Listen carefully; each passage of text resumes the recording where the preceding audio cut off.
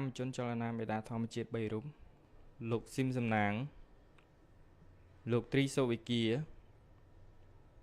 និងលោក សាន់ម៉ាឡាត្រូវបានអាជ្ញាធរខេត្តកោះកុងចាប់បញ្ជូនទៅពន្ធនាគារតាំងពីថ្ងៃទី17 ខែសីហាឆ្នាំ2015ពួកគេទាំង3រូបត្រូវបានតុលាការចោទប្រកាន់ពីបទគំរាមកំហែងដែលធ្វើឲ្យខូចខាតទ្រព្យសម្បត្តិដែលភ្ជាប់នឹងបទបញ្ជាអ្វីមួយនៅពេលដែលសកម្មជនទាំង3រូបនេះរួមជាមួយប្រជាសហគមន៍បានធ្វើយុទ្ធនាការទប់ស្កាត់ការបូមខ្សាច់ដែលធ្វើឲ្យបាត់បង់ប្រព័ន្ធជីវៈចម្រុះក៏ដូចជាការបាក់ច្រាំងនិងធ្វើឲ្យប៉ះពាល់ដល់ជីវភាពប្រជាពលរដ្ឋមូលដ្ឋាននៃចំណុចព្រែកអណ្ដូងទឹកស្រុកបទុមសាគរខេត្តកោះកុង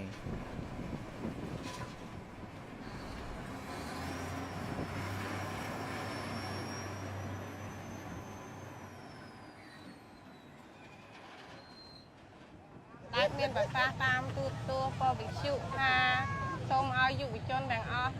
ជួយការពារបរិស្ថាននិងធនធានធម្មជាតិដែលជាសម្បត្តិរបស់ជាតិចា៎ហើយប្តីខ្ញុំនិងបងប្រុស2នាក់ទៀតគឺគាត់បានធ្វើតាមប្រសាសន៍របស់សម្ដេចកែត្រូវបានអាជ្ញាធរចាប់ដាក់ពន្ធនាគារជាង7ខែហើយអត់ទាន់មានសាវនាការអីទាំងអស់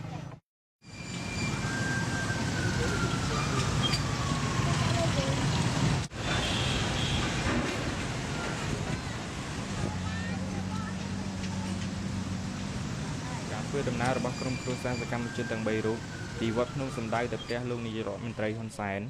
ត្រូវបានអាជ្ញាធរនិងក្រុមសន្តិសុខរារាំងដោយក្រុមហេតុផលថា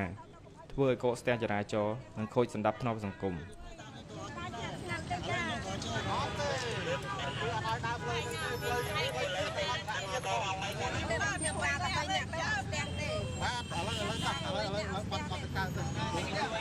បើទោះបីជាមានការរារាំងក្តីក៏ក្រុមគ្រួសាររបស់សកម្មជនទាំង3មិនអស់សង្ឃឹម